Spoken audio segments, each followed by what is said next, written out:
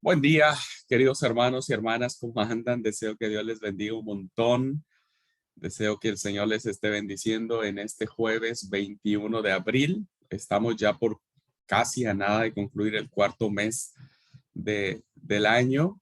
Así que bueno, no, yo siempre digo, no nos estamos quedando viejos, estamos quedando más sabrosos, como dice el dicho, ¿no? Dicen que un vino entre más viejo es más rico, más añejo es más rico. Bueno, nosotros no estamos quedando viejos, hermano, estamos quedando con un sabor muy agradable, ¿no? Así que bueno, hay que animarnos un poco para que no nos venga, no venga sobre nosotros el peso de los años. Bueno, Dios los bendiga a todos, hermanos. Me alegra verlos a todos. Deseo que Dios los bendiga. Bueno, miren. Antes de iniciar la clase de este día, quiero decirles lo siguiente. La forma en que ustedes van a acreditar mi materia ahora, que es la historia de la Biblia y sus traducciones, solo va a consistir en un examen final. No van a tener trabajos entre medio, no van a hacer reportes de lectura, no van a hacer foros, no van a hacer absolutamente ninguna otra actividad entre medio como para su calificación. Lo único que yo les voy a pedir es que se concentren en las clases, se concentren en lo que vamos a explicar en clase, porque ahí para probar la materia va a ser a través de un examen final. Entonces, para que ustedes queden tranquilos, no van a tener el trabajo extra en mi materia para poder acreditarla. ¿Ok? Lo que yo voy a estar subiendo a la plataforma van a ser recursos que para mí será muy valioso que ustedes los lean, los miren. Voy a subir algunos videos que tienen que ver con traducción de la Biblia, que tienen que ver con las cuevas de Qumran, que tiene que ver con el reporte, no, con lecturas, que para ustedes va a ser muy beneficioso que las lean, ¿ok? Se les va a llamar lecturas de apoyo.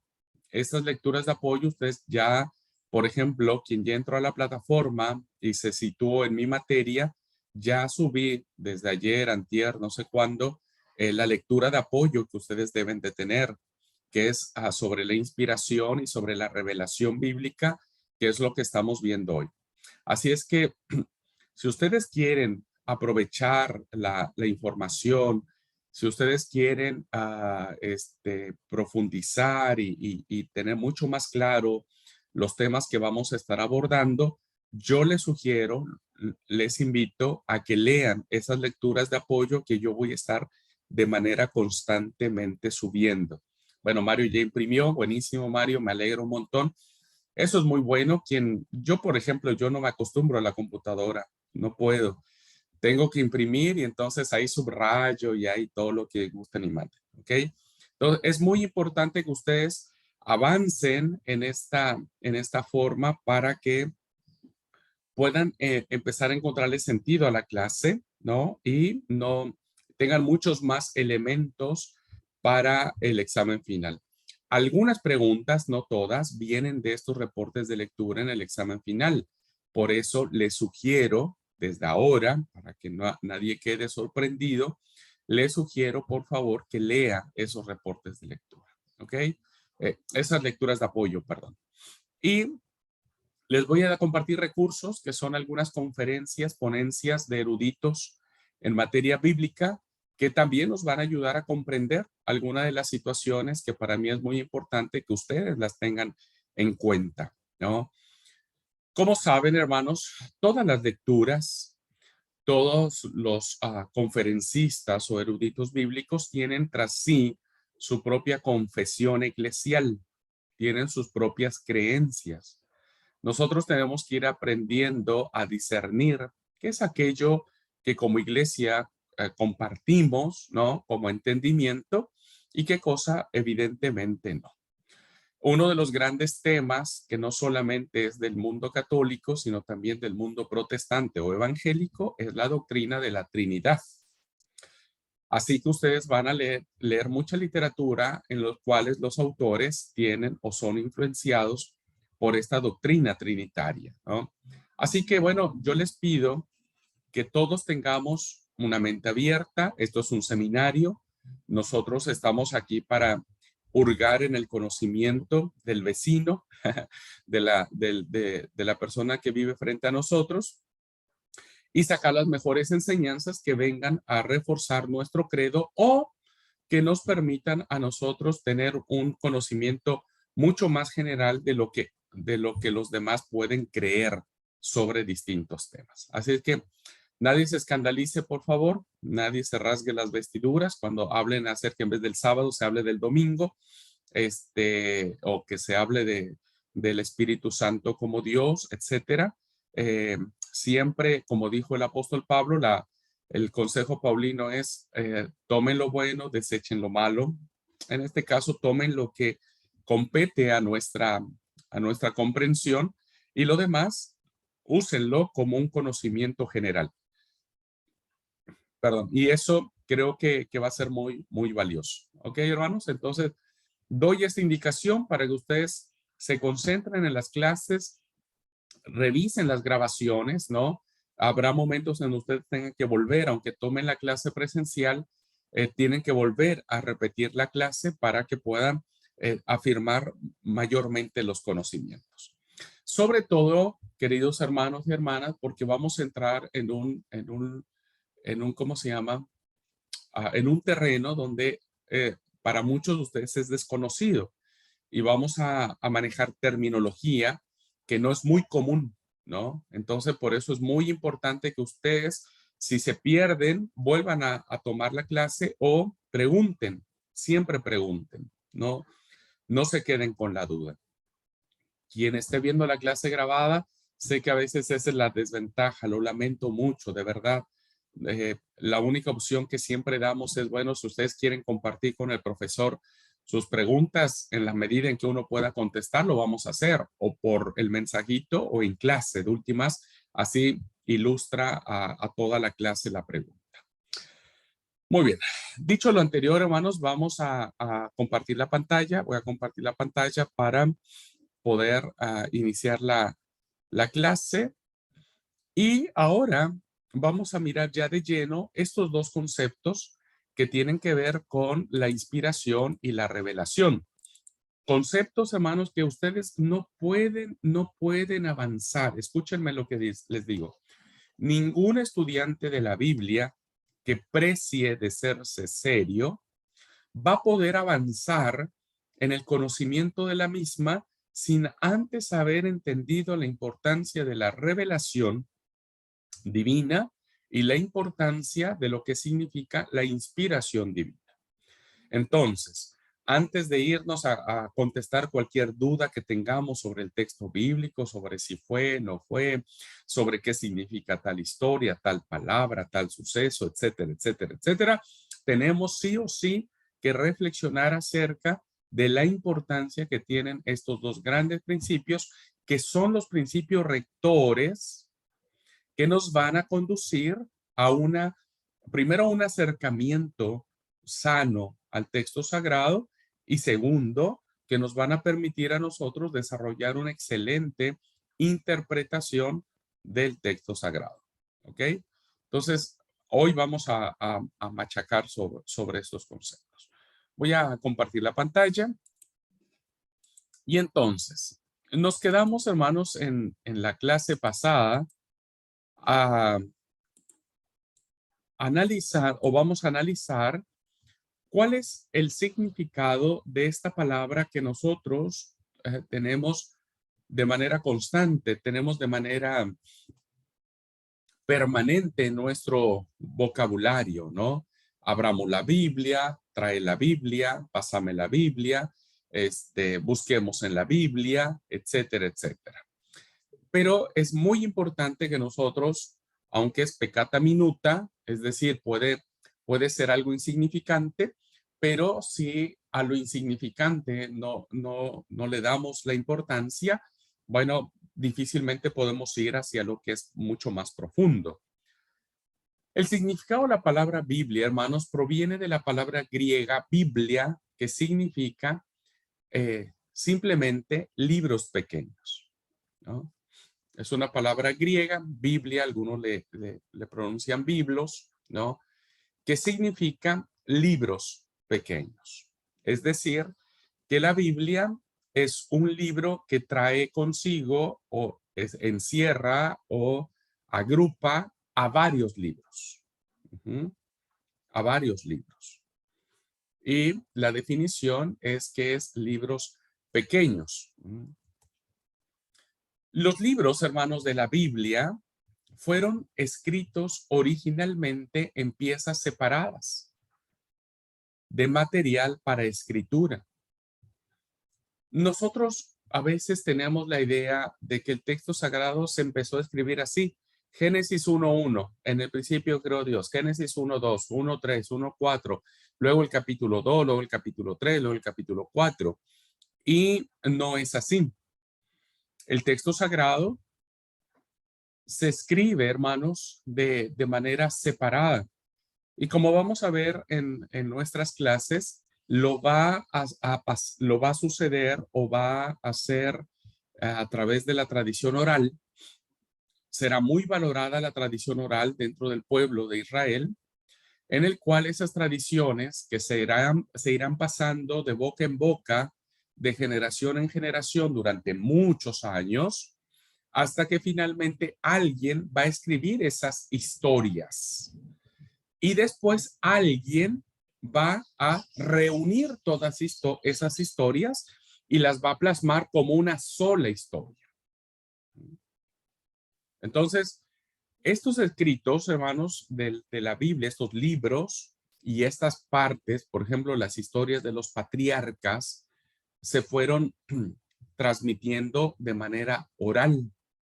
Las historias de Abraham, de Isaac, de Jacob, de José, fueron transmitiéndose de manera oral, de generación en generación, de boca en boca, ¿no?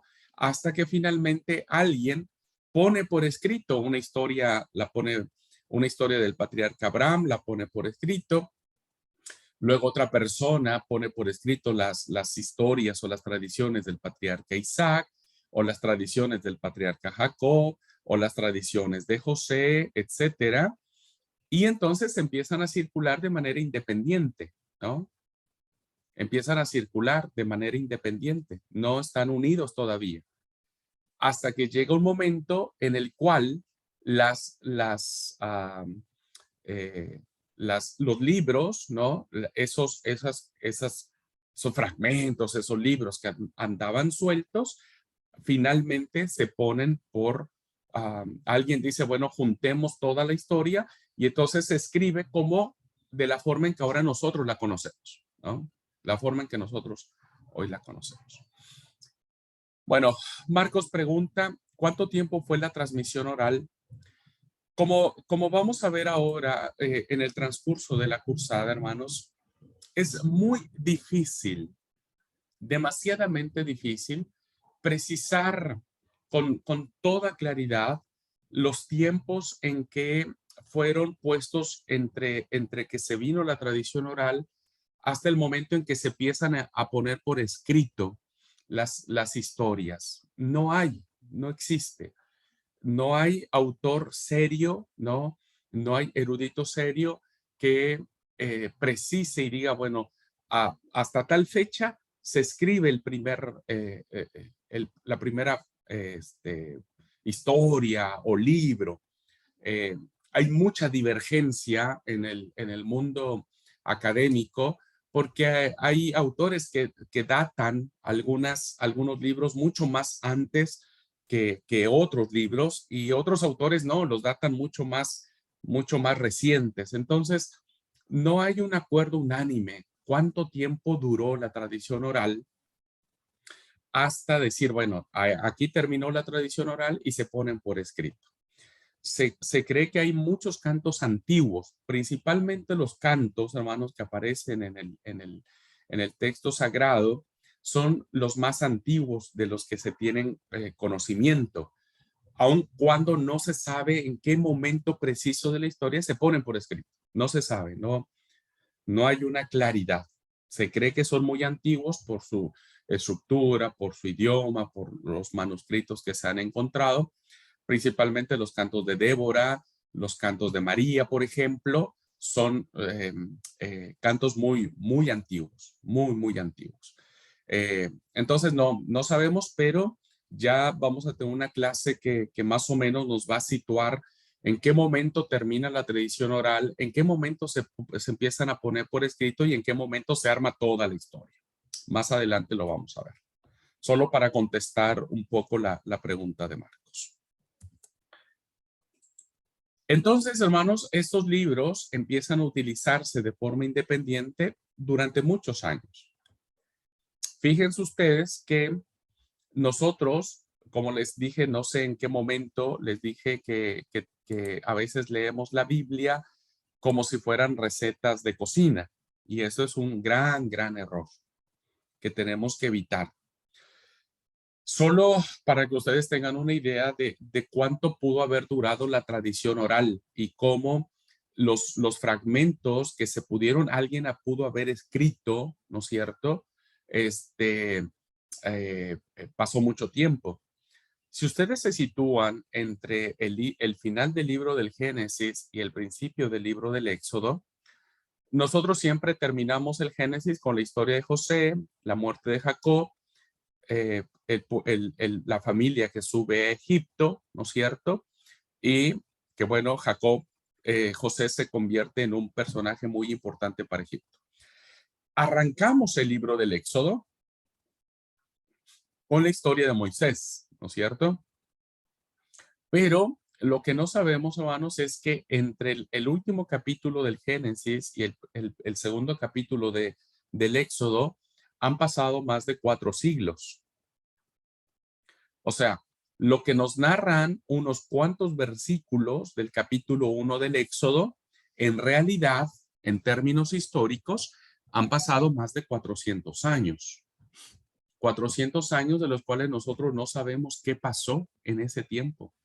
El tiempo en que Israel estuvo cautivo en Egipto. No sabemos qué pasó, no hay ninguna historia. Y la pregunta sería, ¿será que no sucedió nada en esos 4 siglos? Claro que sucedieron cosas, pero el texto sagrado guarda silencio al respecto, ¿no?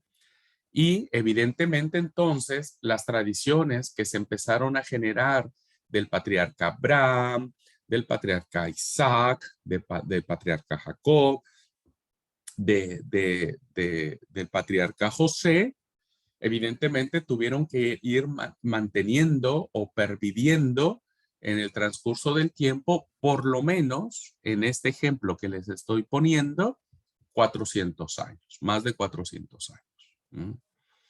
Solo por decirles algo. Después, ahí hay muchos otros años que a veces uno no se da cuenta, ¿no? No se da cuenta lo que está pasando en el texto sagrado.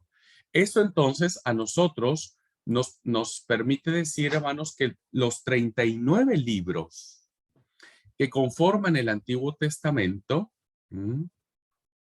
más los 27 libros que conforman el Nuevo Testamento, se han coleccionado, se han agrupado, se han seleccionado, se han formalizado en un solo volumen.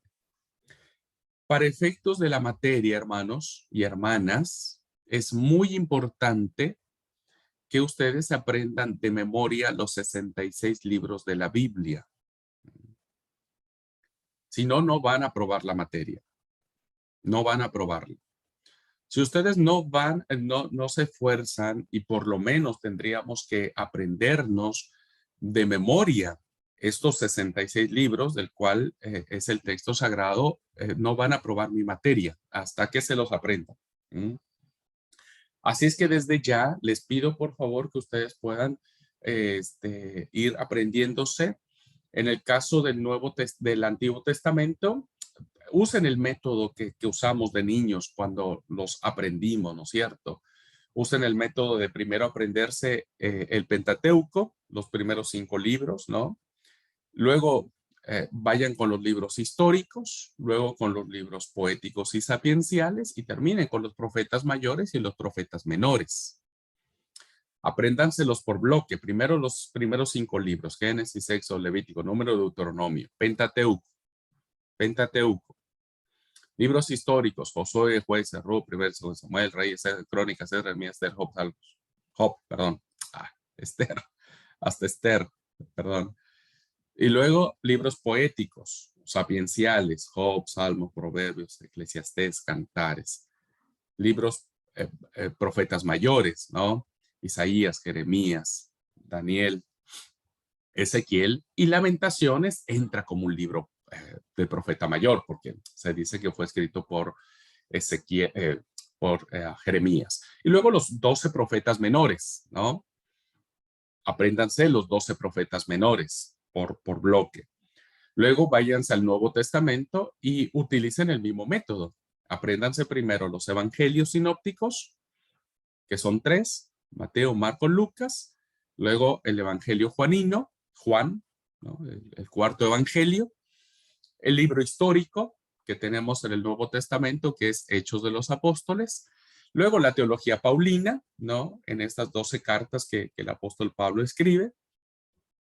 Luego las cartas católicas o universales que se le conocen.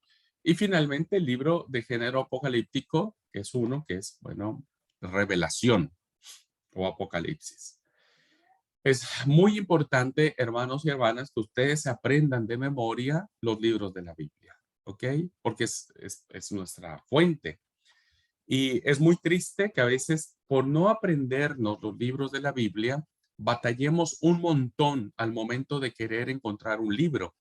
Cuando el predicador nos dice, busquemos el libro de Abdías, por ejemplo, profeta menor, no tenemos ni la más pálida idea de dónde está el libro de Abdías. Entonces empezamos a buscar por donde se nos antoja el libro de Abdías y no es correcto, ¿ok?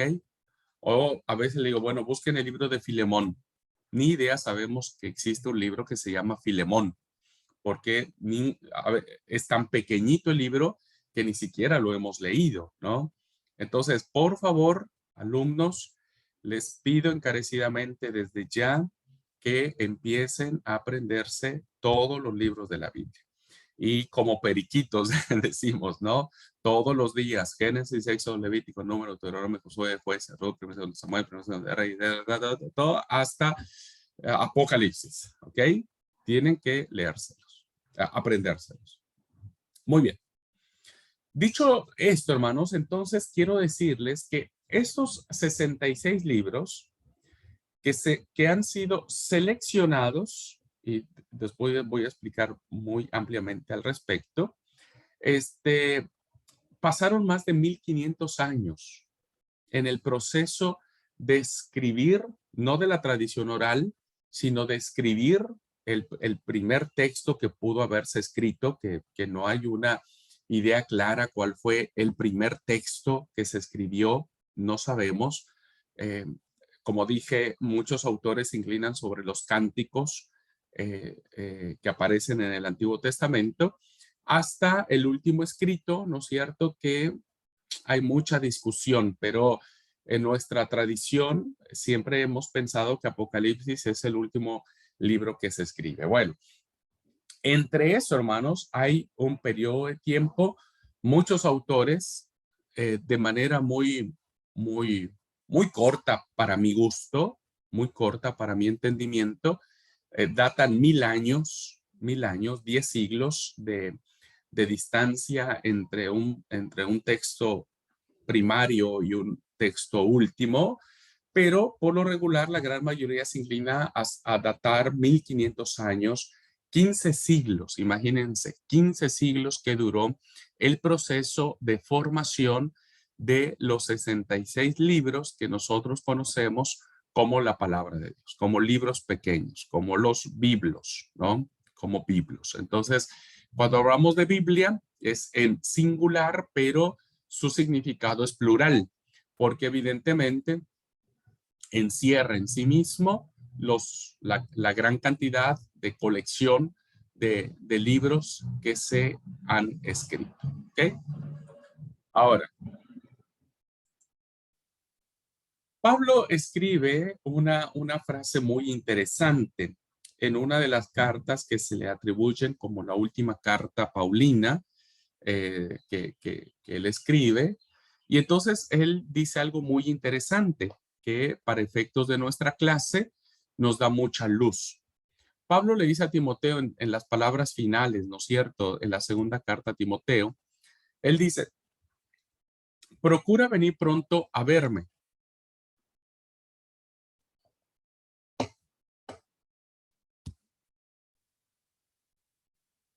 Perdón. Procura venir pronto a verme.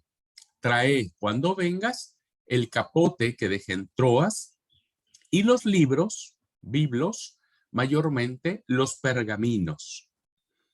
Bueno, esta petición que hace Pablo ya en sus años finales, ¿no? de vida y de ministerio, llama la atención, llama poderosamente la atención que dentro de los requisitos o los requerimientos que le está pidiendo a Timoteo cuando lo vaya a ver ahora en su último encarcelamiento, que traiga no solamente el abrigo, que evidentemente estaba en invierno Pablo y que necesitaba cubrirse del frío, sino que él manda pedir dos cosas que eran muy valiosas para él, sus libros y los pergaminos, ¿no?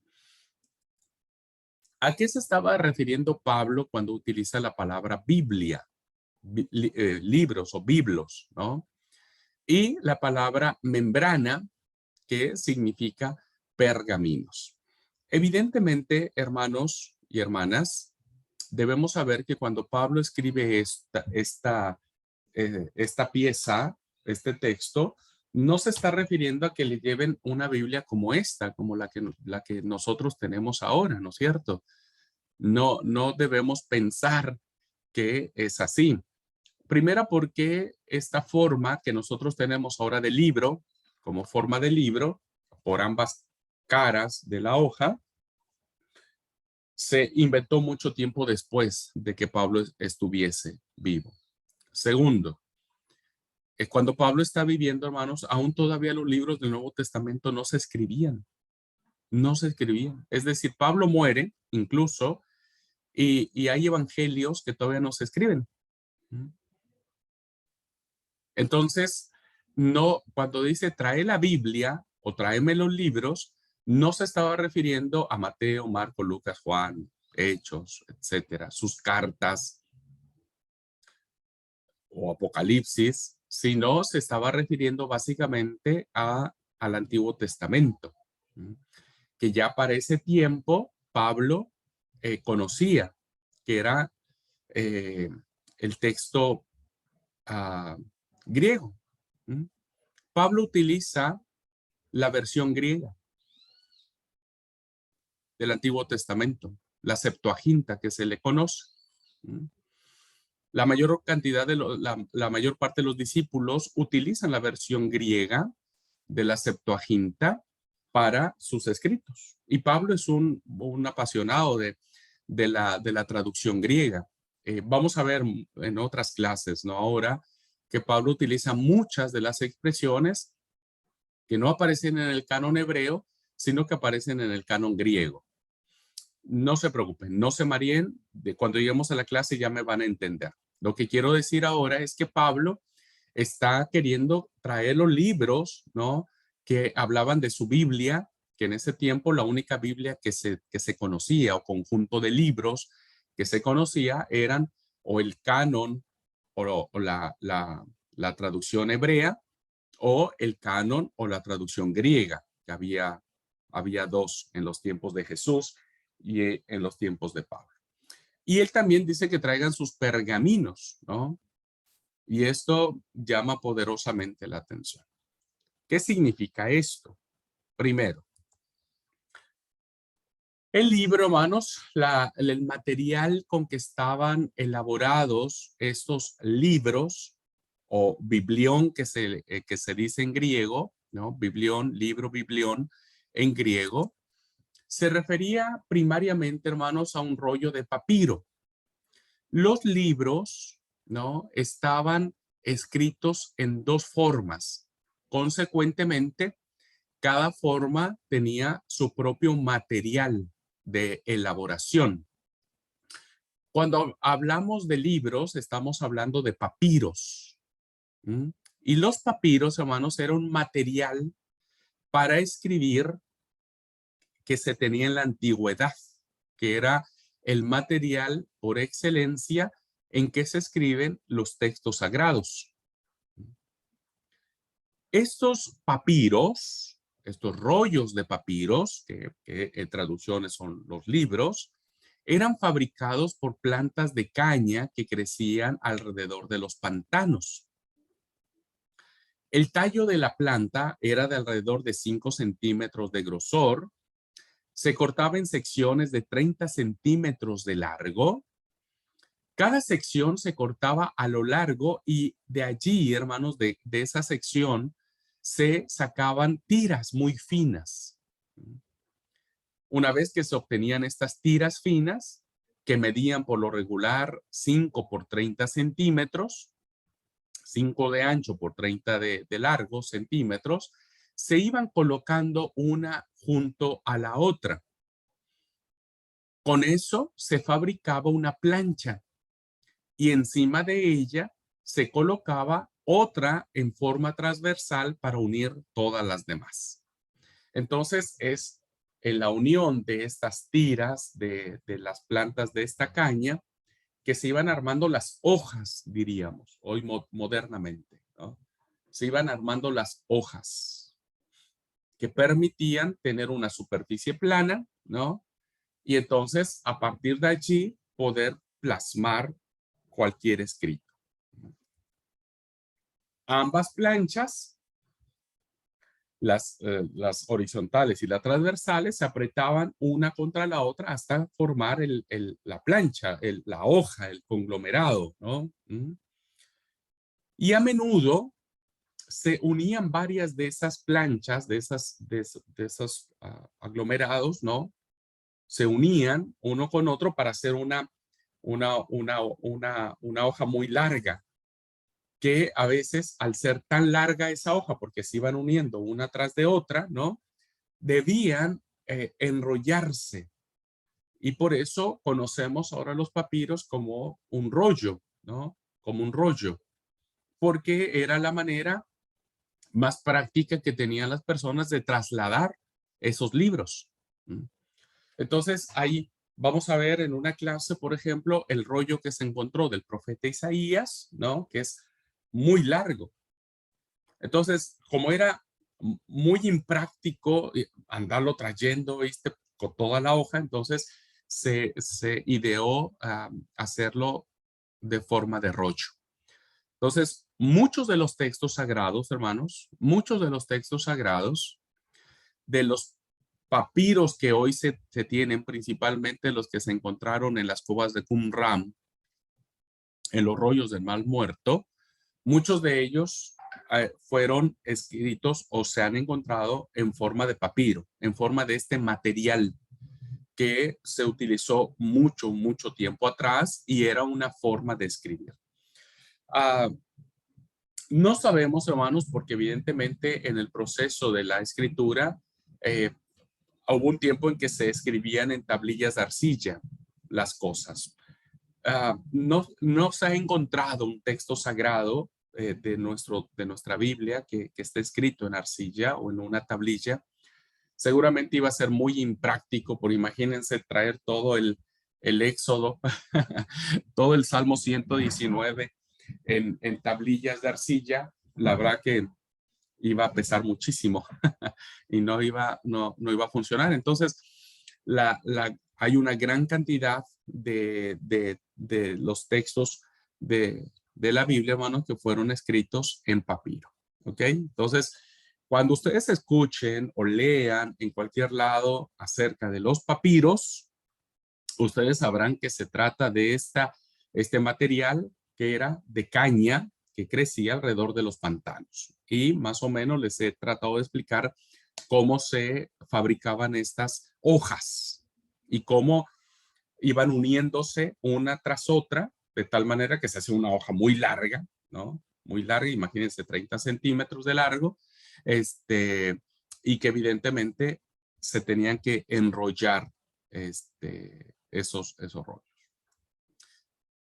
Se me olvidó el nombre del palo con el que se hace el rollo. Ahora me voy a acordar. Y la otra forma de donde se escriben, o el otro lugar, o el otro material que es utilizado para escribir los textos sagrados en la antigüedad, eran a través de los pergaminos, del pergamino. El pergamino, hermanos, vino a sustituir al papiro. ¿Mm? Por una razón muy poderosa, por la, ¿cómo se llama? Por la calidad de la duración. Un papiro, ¿no? Al ser elaborado por este material, cuando un papiro entraba en contacto con un ambiente muy húmedo, terminaba descomponiéndose, terminaba deshaciéndose, no resistía el paso del tiempo, ¿no? Por eso los papiros que se han encontrado en los rollos del Mar Muerto, se han encontrado porque estos fueron escondidos en el desierto de Egipto. Y el desierto es muy seco, no es húmedo.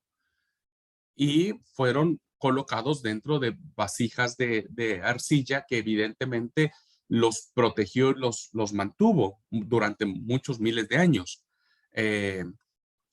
Fue por eso que se conservan los papiros. En otros casos, hermanos, no tenemos más ningún papiro original, ninguno. O sea, el que haya escrito el primer texto sagrado y lo haya puesto en papiro, ahora no existe más. No existe. Lo único que nosotros tenemos son traducciones de traducciones, copia de copias de copias de copias de copias de copias de copias de copias de copias y de 1000 copias. ¿Okay? Ahora, los pergaminos vienen a sustituir al papiro, evidentemente porque cambian su material. Entonces, hay un tipo diferente para hacerlo. Y se utilizan para los pergaminos, hermanos, los cueros de vaca, de los animales, o vacas, ovejas, cabras, antílopes. Todos estos animales, sus cueros eran tratados de manera especial para convertirlos en hojas, ¿no? En hojas, diríamos, hoy hojas de papel. ¿Cómo se hacía esto? Bueno, el pelo se raspaba de la piel, ¿no? Se curtía muy bien, se raspaba y se alisaba con una piedra pómex, bien alisadita. Era un trabajo muy laborioso. A ver, quiero decirles algo, hermanos, que antes escribir era muy caro y copiar un libro o un texto sagrado era muy caro, era demasiadamente caro, ¿no? Primero porque tenías que matar muchos animales, muchas vacas, muchas ovejas, habría que matar una gran cantidad de animales para obtener la piel necesaria para escribir, ¿no? No es ahora que uno va a la papelería y uno dice, bueno, me da una resma y bueno, te dan por paquete, ¿no? Antes no.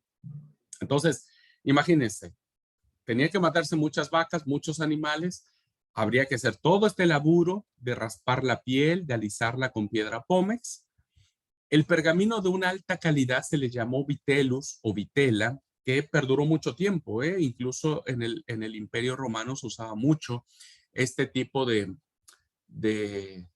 sí, de hojas, si usted me permite decirlo en esos términos, ¿no? Se le llaman vitellus o vitela, que era muy usado para las correspondencias que existían en el imperio. A menudo, a menudo se teñían de un color púrpura oscuro y se utilizaban tintas doradas o plateadas para escribir sobre ellos. La fabricación de tinta, la producción de tinta y todo lo que tenía que ver con esto, hermanos, no era barato. No era absolutamente nada barato. Y entonces eso, este, eh, ah, perdón, hermanos, es que se me pierde el mouse. Bueno, Marcos dice que primero hacían el asado y luego se usaban el cuero para escribir. sí, seguramente. Sería una buena idea. Pero era muy caro. Era muy, muy caro.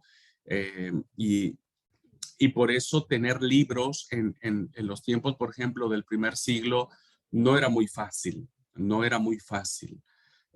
Bueno, ya les explicaré cuando lleguemos al Nuevo Testamento.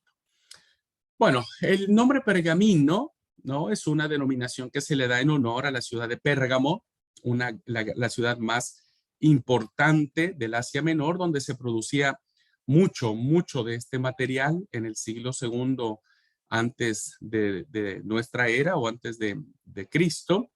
Eh, Mientras en el centro de la región del delta del Nilo en Egipto, hermanos, donde se hacía la producción de papiro, ya expliqué que dada la, la, el ambiente seco que existe en el desierto del delta del río Nilo en el Egipto, se mantenía con mucho mayor, se preservaba durante mayor tiempo el, el escrito, el contenido, el libro, ¿no? Eh, pero Pérgamo, evidentemente, ya en ese tiempo el mundo se ampliaba cada día más y había mucho más lugares donde los ambientes no eran secos, eran húmedos. Y entonces Pérgamo se convirtió en un gran fabricante de este material y que, bueno, empezó a circular por todo el imperio. ¿Mm? Bien, entonces esa es la diferencia, hermanos, entre el papiro y el pergamino, los dos grandes materiales que nosotros sabemos que los escritores sagrados utilizaron para poner por escrito el texto que ahora nosotros leemos, ¿no? El texto que ahora nosotros leemos. Muy bien. Dejando de lado estos datos que era importante poder plantearlos, ahora entremos ya de lleno, hermanos, a estos grandes pilares que tenemos como fundamento de que para nosotros este conjunto de libros sea sagrado. Viste que nosotros damos esta denominación, texto sagrado, lectura sagrada, canon sagrado, le damos como una denominación de diferente, de especial, de sobrenatural, en fin, es un título que nosotros le damos a la Biblia, ¿cómo es?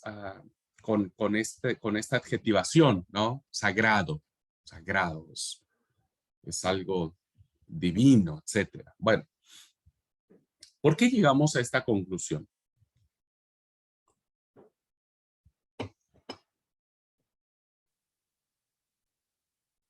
Primero debemos entender qué es la revelación, la doctrina de la revelación.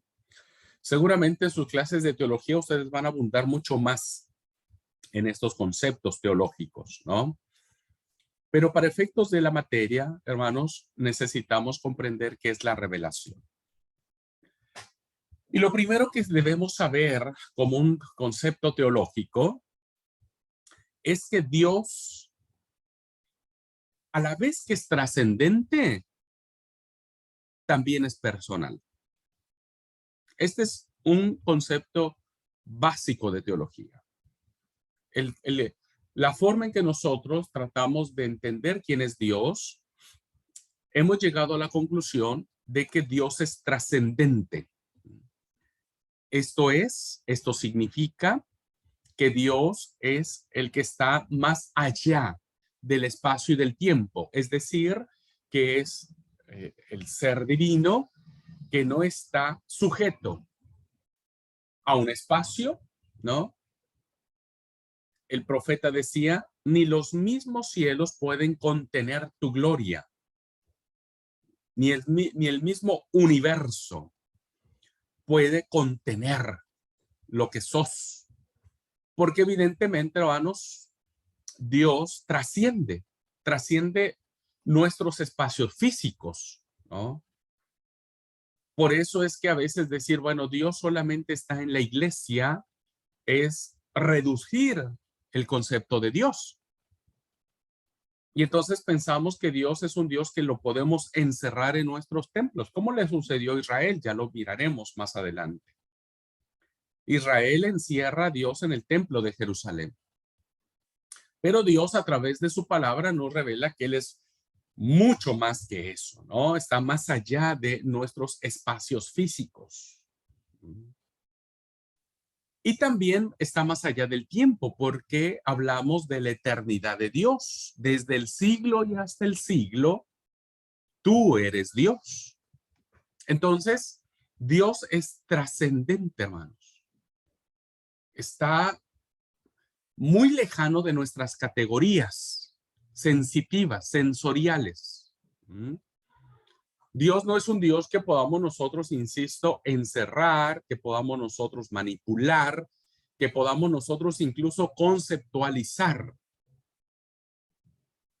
Pero la verdad teológica de este principio es que a la vez que es trascendente, también es personal. Es decir, que es un Dios que está cercano a nosotros. Es un Dios que vive con sus criaturas. Lo vemos reflejado en el segundo relato de la creación, cuando Dios ensucia las manos como alfarero, ¿no? Él toma una figura de alfarero y entonces toma polvo, toma tierra, toma barro, y eso evidentemente lo ensucia porque lo hace parte de su creación. En el primer relato del Génesis dice que ahora nosotros somos hechos a la imagen y semejanza de Él. Dios es un Dios no solamente que es eterno, no solamente que ni los mismos cielos y el universo y la tierra pueden contener su gloria, es un Dios que puede habitar en nuestro corazón. Ese es como algo que uno no puede entender, como que ni el mismo cielo puede contener la gloria, pero sí puede habitar en nuestros corazones. Porque en esta característica o atributo de Dios hace que Él sea personal, que sea parte de nuestra vida. Y el misterio de la encarnación es otro ejemplo muy claro. Dios pudo habernos salvado de otra manera, pero Él eligió enviar a su Hijo Jesucristo para que nosotros seamos salvos por Él. Entonces, Él es soberano y Él es creador todopoderoso a quien el universo entero debe su existencia. Dios creador, que ese es lo que quiere decirnos el primer texto de la palabra que ahora nosotros conocemos. En el principio creó Dios, el Dios creador de todo cuanto existe, y lo que existe se debe al poder de su palabra. Sin embargo, Él es el Dios quien por su gracia condesciende para relacionarse con nosotros los seres humanos, a quien Él mismo formó a su propia imagen y semejanza. A diferencia de los dioses de las religiones paganas, de las religiones antiguas, ¿no? De los sumerios, de los babilonios, de los acadios, de todas estas culturas milenarias, ninguno de sus dioses era un dios que se relacionaba con sus criaturas. La gran cantidad de dioses que existían en las divinidades paganas eran dioses que tendían a desquitarse de sus criaturas, de vengarse de sus criaturas, de alejarse de ellos. Ellos no podían convivir. Mayormente los dioses griegos no tienen esta capacidad de relacionamiento, pero el Dios verdadero, el único Dios verdadero, sí lo hace, sí se relaciona, sí condesciende. Lo vamos a ver en la teología de la montaña, cuando Dios da sus 10 mandamientos en el Sinaí, y Dios no se queda en la montaña.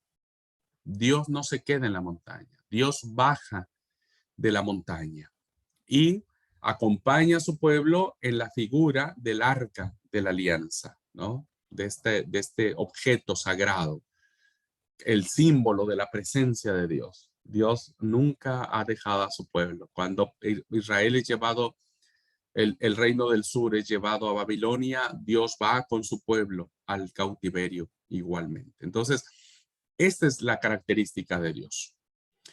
Entonces, puesto que nosotros, los seres humanos, estamos limitados por el tiempo y el espacio, nosotros sí estamos encerrados. Estamos encerrados en este cuerpo, estamos encerrados en este tiempo. Para nosotros, el reloj, las manecillas del reloj avanzan eh, de manera tirana. Nadie detiene el tiempo, nadie lo puede detener, ¿no? Entonces nosotros estamos encerrados en este cuerpo, en este tiempo, nacemos, reproducimos, morimos, ¿no? Estamos encerrados en esta temporalidad. Y en esta temporalidad, en este espacio del cual nosotros ahora estamos encerrados, si se puede llamar así, Dios nos encuentra. Nos encuentra en este tiempo, nos encuentra en este lugar el que Él nos ha colocado, ¿no? Él es el Dios personal que se relaciona con otros seres, personas que Él hizo para que le glorifiquen y se gocen en Él por siempre. A ver, la revelación que nosotros tenemos de Dios, hermanos, en el texto sagrado, es una revelación de un relacionamiento de bendición. Ya lo vamos a ver en Introducción al Antiguo Testamento, ¿no? Vamos a quitarnos un poco la idea de pensar que el Dios del Antiguo Testamento es un Dios violento, un Dios cruel, es un Dios que nadie le gusta, el Dios del Antiguo Testamento. Esa es una idea de una ignorancia profunda y total, ¿no? Porque quienes hemos visto en el texto sagrado, nosotros miramos, hermanos, que hay un acercamiento muy interesante de un Dios que quiere traer plenitud, que quiere traer un disfrute, que quiere traer un significado, que quiere traer muchas cosas lindas a nuestra vida. Eh, entonces, Dios nos hizo, hermanos, no para destruirnos. Dios nos hizo para su gloria, ¿no? Él dice que nos ha hecho sentar en los lugares celestiales, en donde se sientan los príncipes de su pueblo. Y el Apocalipsis dice, hermanos, que vendrán las bodas del Cordero, ¿no es cierto? Y todos iremos y adoraremos y cantaremos y viviremos para siempre con Él en un estado de plenitud. Y esto es Dios. Son conceptos básicos de teología en relación al conocimiento que nosotros debemos tener sobre el Señor. Bueno, Mario decía que Cronos se comía a sus hijos. Algunos dioses, lo vamos a ver en el texto sagrado, que muchos dioses demandaban sangre. Por eso una de las prácticas muy comunes que vamos a ver en el Antiguo Testamento, hermanos, es el sacrificio de personas. Este sacrificio que los dioses demandaban sangre de parte de sus súbditos es una práctica pagana que Dios prohibió y que el pueblo de Israel finalmente terminó haciéndolo, ¿no? Terminó haciéndolo. Muy bien. Ahora, seguimos con la revelación. Este Dios entonces, hermanos, que a la vez que es trascendente, es personal, que quiere venir al encuentro con sus criaturas, que busca este encuentro y que Dios no se cansa de buscarnos, ha escogido revelarse, ha escogido dar su nombre, ha escogido manifestar sus atributos, ha escogido, ¿no es cierto?, decirnos quién es Él. De otra manera, no hubiésemos sabido, hermanos, quién es Dios, o sabríamos muy poco acerca de Él. Si Dios no hubiese querido revelarse y manifestarse como lo que Él es. Entonces, Dios escogió decirnos quién es Él, hermanos. Por eso pienso que cometemos un grave error los cristianos al no conocer a Dios. Cometemos un grave error. ¿Y cómo es la única forma que tenemos de conocer a Dios? Ya dije que hay revelación especial, revelación general, pero la que tenemos allí a nuestra mano, que lo tenemos en nuestros, ¿cómo es? Donde ponemos nuestra Biblia, en las iglesias y demás, es en el texto sagrado. Ahí nosotros aprendemos a conocer a Dios, ¿no?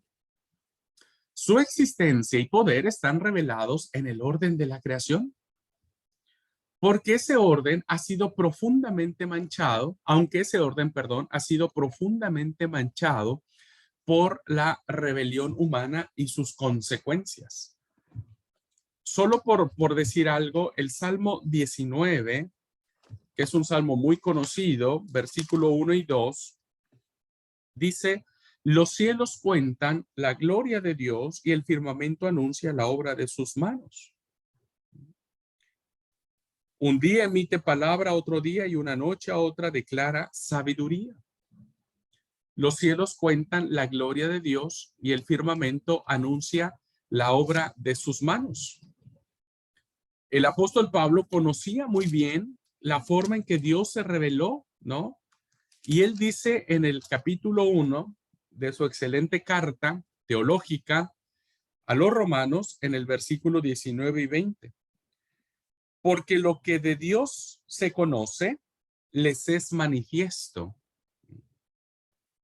pues Dios se lo manifestó, porque las cosas invisibles de él, su eterno poder y deidad, se hacen claramente visibles desde la creación del mundo. Entonces, Dios, hermanos, se ha revelado a través de su creación. Pablo lo dice muy claramente, porque las cosas invisibles, primero nos lo dio a conocer, Dios se dio a conocer. Las cosas invisibles de él, las que no podemos ver, dijo Pablo, claramente se hacen visibles desde la creación del mundo, siendo entendidas por medio de las cosas que se hicieron. Entonces, esta forma de revelarse de Dios a través de su creación, como lo dice el Salmo y como lo dice Pablo, fue finalmente manchado, ¿no? Por el pecado. Y Génesis capítulo 3, versículo 18, expresa de manera muy dramática este punto, porque dice, capítulo 3 del Génesis, versículo 18, espinos y cardos te producirá, comerás planta del campo. Porque dice, maldita será la tierra por tu causa. Maldita será la tierra por tu causa. Espinos y cardos te producirán y comerás plantas del campo. Esta consecuencia del pecado manchó la revelación de Dios, la manera en que Él se dio a conocer a través de su creación, ¿no? Y, y Pablo lo reafirma en el capítulo 8 de Romanos, versículos 19 y 22. Dice, porque el anhelo ardiente de la creación, las cosas creadas, las cosas invisibles, es aguardar la manifestación de los hijos de Dios. Porque la creación fue sujetada a vanidad, no por su propia voluntad, sino por causa del que la sujetó en esperanza, porque también la creación misma será liberada de la esclavitud de la corrupción a la libertad gloriosa de los hijos de Dios, porque sabemos que toda la creación gime a una y aún está con dolores de parto hasta ahora. Aunque ese orden ha sido profundamente manchado por la rebelión humana, por el pecado, y ha tenido estas consecuencias de que hoy la tierra gime, clama, llora, se duele por las consecuencias del pecado, aún podemos mirar la gloria de Dios. Aún podemos nosotros constatar que toda esta creación tuvo que tener un creador. ¿Y cómo lo sabemos? A través del texto sagrado, a través del texto bíblico. Ahora, otra forma en que Dios ha revelado, hermanos, no solamente es a través de la creación, de todo lo que creó, cielos, tierra, abismos, valles, collados, constelaciones, el mismo universo. Una forma más es que Él se ha revelado a través de la conciencia humana. Está reflejada una tenue, una débil imagen de los atributos morales de Dios. El relato de Génesis dice que fuimos creados a su imagen y semejanza, el primer relato de la creación. El segundo relato de la creación dice que cuando Dios crea al hombre, sopla en su nariz aliento de vida, sopla su esencia, sopla su imagen, sus valores, sus principios, su santidad, su creatividad. Dios transmite a través de ese acto de soplar, de insuflar al ser humano de su esencia. Cuando el hombre peca, hermanos, esa imagen no se quita. Nosotros no se nos ha quitado la imagen de Dios, solo que está distorsionada, ¿no? Es más o menos, hermanos, como cuando éramos niños, bueno, los que ya somos viejos, digo yo, de 40 para arriba. ¿Se acuerdan esa? Yo me acuerdo cuando era niño, había esos televisores grandototes, ¿no?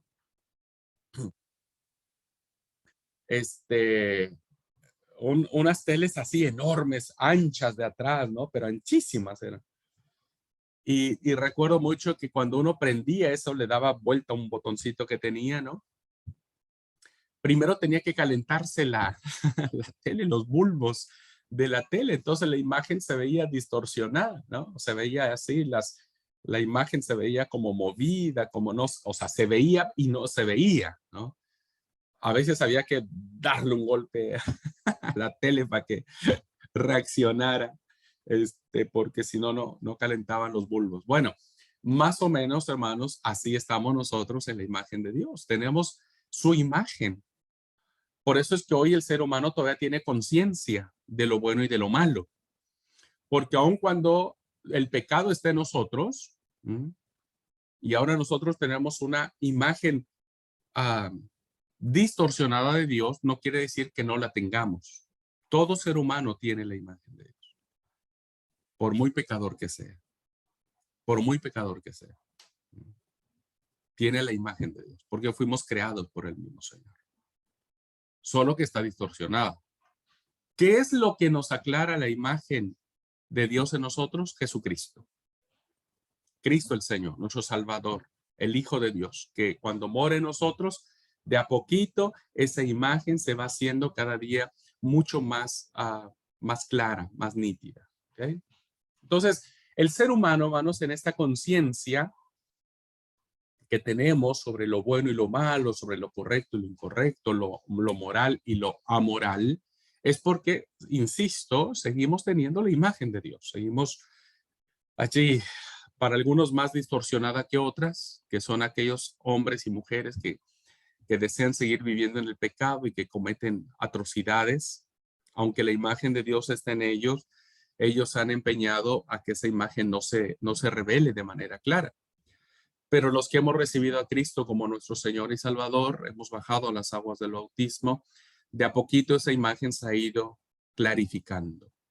Y esa semejanza, ese soplo que Dios puso, se va haciendo más, como es más visible, más visible. ¿Cómo Dios se ha revelado en el Antiguo Testamento?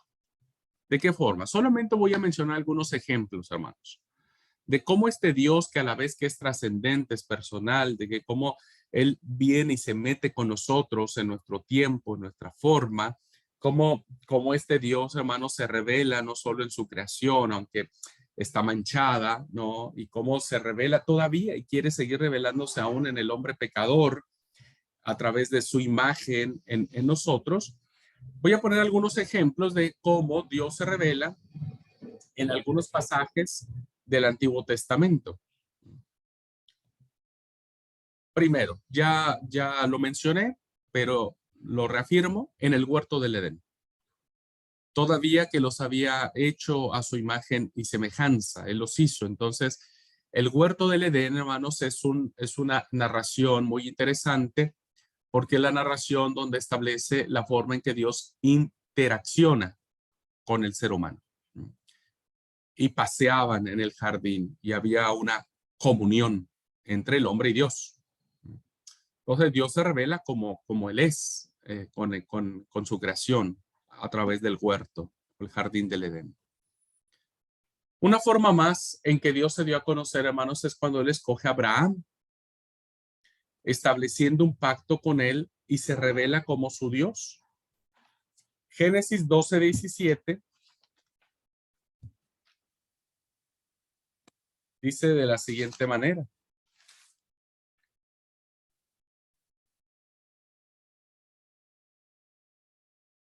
12:7, perdón. Y apareció Jehová a Abraham y le dijo: a tu descendencia daré esta tierra. Y edificó allí un altar a Jehová, quien se le había revelado, quien se le había aparecido, dice esta versión. Entonces, cuando Dios escoge a Abraham, ¿no? Como el hombre que le dijo, en ti serán benditas todas las naciones de la tierra. Entonces, Dios establece un pacto con él y lo hace a través de esta revelación. Entonces, Dios es un Dios cercano. Y la fe que nace en Abraham está fundamentada básicamente en la revelación que le hace en esta parte. ¿Ok?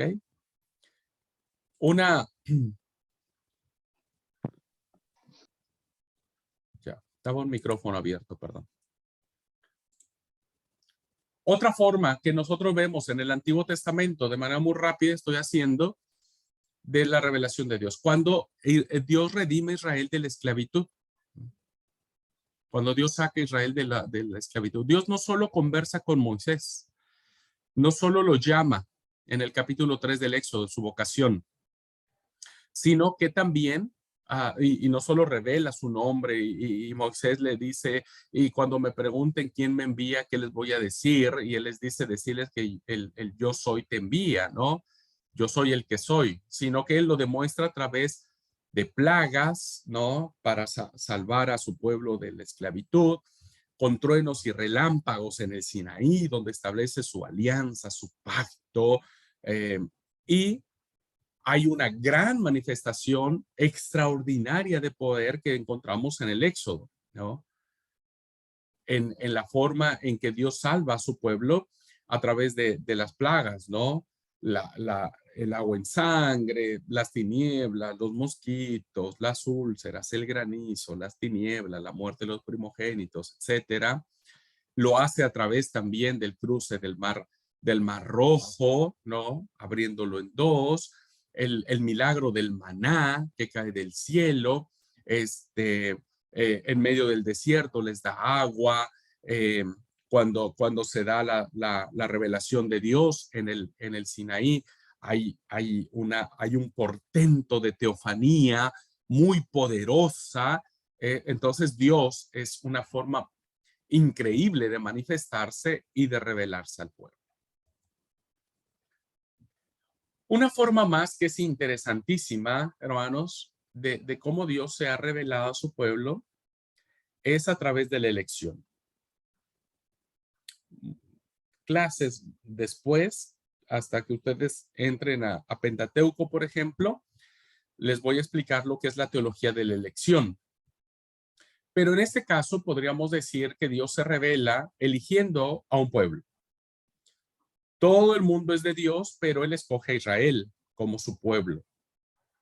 Y lo hace un pueblo comparándolo como un reino de sacerdotes y una nación santa, ¿no? Y Dios, en esta elección, dice que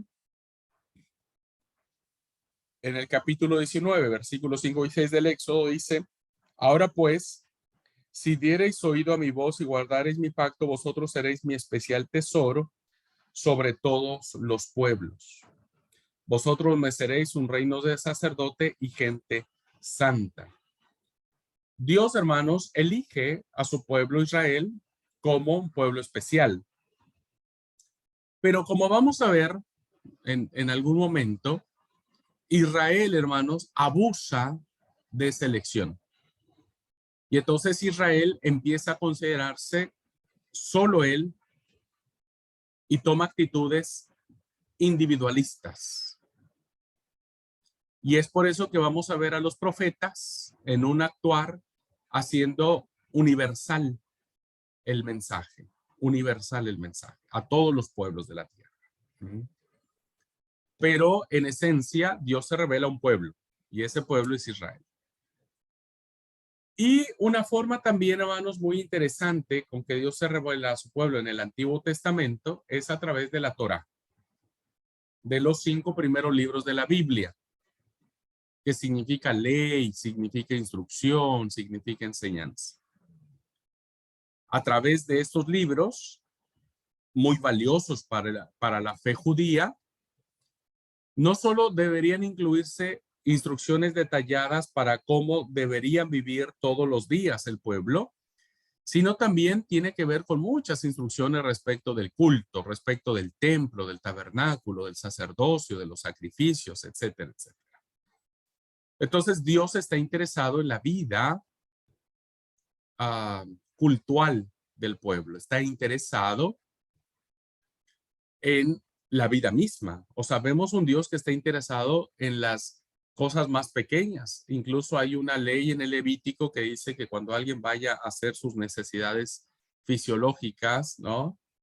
Vaya de cuerpo, tiene que tapar el excremento con cal para que eso no se convierta en un foco de infección. Es decir, que Israel desarrolló leyes que tenían que ver básicamente con aspectos que uno diría, bueno, ¿y eso qué tiene que ver con esto? Bueno, vemos que Dios está interesado hasta en los mínimos detalles de cuidado de la vida diaria del pueblo, ¿cierto? Entonces, es así como Dios va revelándose a su pueblo en el Antiguo Testamento. Y finalmente, la manera en que Dios se revela, hermanos, es a través de los oráculos proféticos, de los mensajes de los profetas. Cuando lleguemos a esa clase, vamos a nosotros a mirar cómo los profetas, Isaías, Jeremías, Abacú, Ageo, Jonás, Joel, todos los profetas, van a iniciar siempre los oráculos o sus mensajes proféticos o sus discursos proféticos con esta afirmación, con esta sentencia, con este enunciado. Así ha dicho el Señor. Entonces, vamos a ver que la gran mayoría de los oráculos proféticos que van a aparecer en el cuerpo profético, válgase la redundancia, van a ser sustentados en la voluntad del Señor, en lo que el Señor quiere decir al pueblo, en lo que el Señor quiere manifestar al pueblo. No es el profeta hablando, es Dios hablando a través del profeta.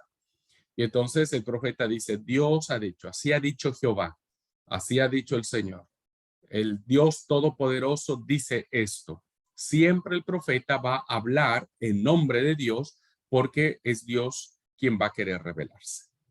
De esta manera, hermanos, encontramos las formas en que Dios se revela a su pueblo de manera muy general en el Antiguo Testamento. ¿Okay? Acuérdense, principio teológico. Dios, a la vez que es trascendente, que no está sujeto a tiempo y espacio, es personal. Se mete con nosotros en nuestro tiempo y en nuestro espacio. Y lo miramos a través de todo el texto sagrado, como lo estamos viendo. ¿Cómo se revela, hermanos, ahora en el Nuevo Testamento el Señor? Dios, ¿cómo se revela ahora en los 27 libros que nosotros creemos que también son sagrados? El mundo evangélico. Bien, los escritores del Nuevo Testamento, hermanos, están convencidos de la autorrevelación de Dios y de su salvación, y que largamente fue mencionada, fue dicha en la persona de Jesucristo, el Hijo de Dios. Todos los autores de estos 27 libros están convencidos, hermanos, de que Jesucristo es la máxima revelación de Dios. Que Cristo, la persona de Jesús, es el Hijo de Dios que se ha revelado de manera especial y única en todo esto. Hebreos dice, hermanos, Hebreos dice que Dios, habiendo hablado en otro tiempo a través de los padres, a nuestros padres, por medio de los profetas, hoy nos ha hablado a través del Hijo, que se ha revelado de manera suprema y fiel. El Hijo es la revelación suprema y final de Dios. Estos últimos días nos ha hablado por medio del Hijo. Entonces, el escritor a los Hebreos establece, hermanos, que Dios se ha revelado de manera perfecta, plena, única a través del Hijo. Pablo lo va a mencionar diciendo que el Hijo es la imagen perfecta del Padre, ¿no? Perfecta del Padre. El que me ha visto a mí, ha visto al Padre. Pablo también dice en Colosenses que en Cristo habita toda la plenitud de Dios, porque Él es Dios. Jesús es Dios. Y entonces en Él habita toda la plenitud de Dios. Y finalmente tenemos el misterio de la encarnación. En el principio creó Dios, no, ese es Génesis 1:1. Juan 1:1 dice, en el principio era el verbo y el verbo era con Dios y el verbo era Dios. Es decir, que la encarnación es la autoexpresión de Dios. Él es el verbo de Dios que se hizo carne. Entonces la encarnación es ese misterio de aún no poder entender con toda su plenitud cómo Dios trascendente vino a saber que era sentir pañales, ¿no? A tomar del pecho de su madre, no entender cómo tuvo que pasar que le cambiaran los pañales porque se hizo del baño o como se dice acá, ¿no? Hizo caca. No logramos entender eso. O sea, no logramos entender cómo el Dios que tenía toda la gloria en los cielos y que todos le servían, ahora necesita que alguien le ayude a aprender a caminar. Y que en la eternidad él no sabía lo que era el dolor hasta que tuvo que caerse. Quizá se quiso trepar a un árbol y se cayó y se raspó toda la rodilla, y ustedes saben lo que arde, cómo arde esa raspada de la rodilla, ¿no? Hasta que él se encarnó. Entonces, la encarnación, hermanos, es uno de los grandes misterios del amor de Dios, porque no se entiende que el que hizo los cielos y la tierra ahora tenga que, como buen hombre, cuando le dio gripa, casi sentir que moría, ¿no? Casi sentir que moría, porque bueno, así somos un poquitito los hombres cuando nos da gripe, sentimos que morimos ya. Bueno, entonces, de esta manera, los escritores sagrados del Nuevo Testamento, hermanos, entienden que ahora Dios se ha manifestado, se ha dado a conocer de una manera total, plena, absoluta, a través de la persona de su Hijo, de Cristo el Señor, ¿no? Y esta revelación centrada en el Hijo se encuentra no solo en la persona de Jesús, la persona histórica. Recuerden, nosotros somos un seminario que va a defender la historicidad de Cristo. O sea, Jesús sí existió. Claro que sí. Claro que sí. Sí existió. Hay un libro muy bueno, hermanos. Se los voy a compartir. Espero que no se me olvide. O si alguien quiere que se lo pase por WhatsApp, dígamelo, solamente el que tenga interés de leerlo. Pero es muy, muy buen libro. A la sombra del Galileo, de Gerard Tyson. Es una novela muy linda que defiende con toda autoridad la historicidad de Jesús. Bueno, Jesús no solamente, hermanos, va a revelarse en su persona, sino en sus hechos, en sus actos. Porque Jesús, a la vez que fue hombre, fue humano, a la vez fue Dios. Entonces Dios revela y efectúa el plan de redención, no solo en las enseñanzas, predicación y sanidad de Jesús, porque lo hacen ver como el Hijo de Dios. Por eso muchos le criticaban, o sea, solo Dios puede perdonar pecados. Y Jesús dijo, bueno, para que vean que el Hijo del Hombre también puede hacerlo, tus pecados, le dijo al enfermo, tus pecados son perdonados, levanta tu lecho y anda. A través de sus enseñanzas, predicación, de su sanidad, él demostró que él era Dios. Pero el ejemplo más grande de la divinidad del Señor tuvo que ver en la cruz y en la resurrección. La cruz se convierte, hermanos, en el signo por excelencia de ese misterio del amor de gracia de Dios. Así como no se entiende la encarnación, tampoco se entiende la cruz. No se entiende por qué el que daba vida ahora muere de una manera infame, como dijo Pablo, de manera maldita. Maldito todo aquel que es colgado en el madero. Que era una enseñanza del Deuteronomio. No se entiende. No se entiende por qué se hizo maldición por nosotros. No se entiende las frases de Jesús en la cruz. No se entienden. Padre, perdónanos. Consumato es. ¿Por qué me has desamparado? Todo ha sido consumado.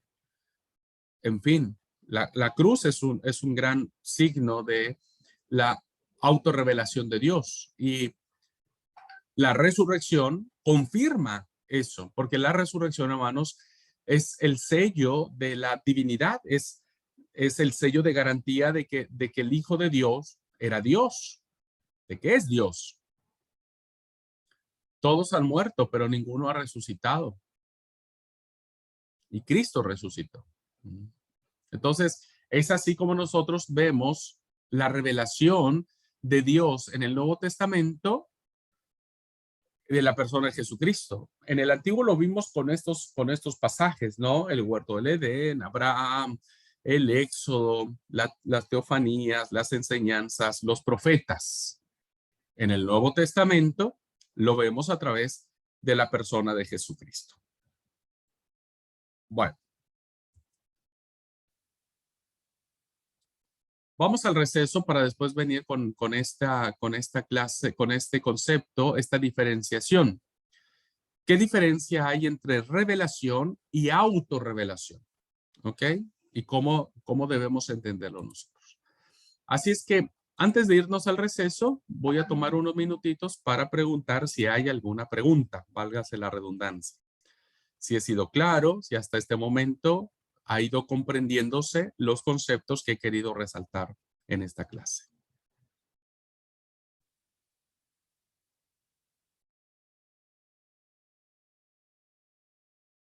Y como siempre he dicho, hermanos, o lo entendimos todo o no entendimos nada. Quiero preguntar lo del libro. ¿Se llamaba A la sombra del Galileo? Sí, A la sombra del Galileo. ¿Y el autor, Gerard Tyson?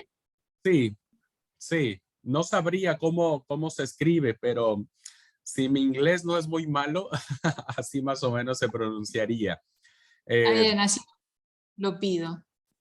Ay, si lo encuentra Esther, me compra Sí. mi uno. Me pide uno, Bueno. por favor, y después yo veo cómo le hago. Bueno. Por favor. Sí, sí. Yo después le paso los datos del editorial y todo, porque lo tengo en digital, pero yo no lo quiero en digital, yo lo quiero físico. Entonces, Dale. Bueno. si lo ¿Cómo no? encuentra, ese es uno de los que quiero comprar. Bueno. Gracias, Esther. ¿Alguien más, hermanos? ¿Vamos bien hasta acá? ¿Sí? ¿Se va entendiendo? Perfecto. Muy bien. Vamos a ir al receso y volvemos en 10 minutitos.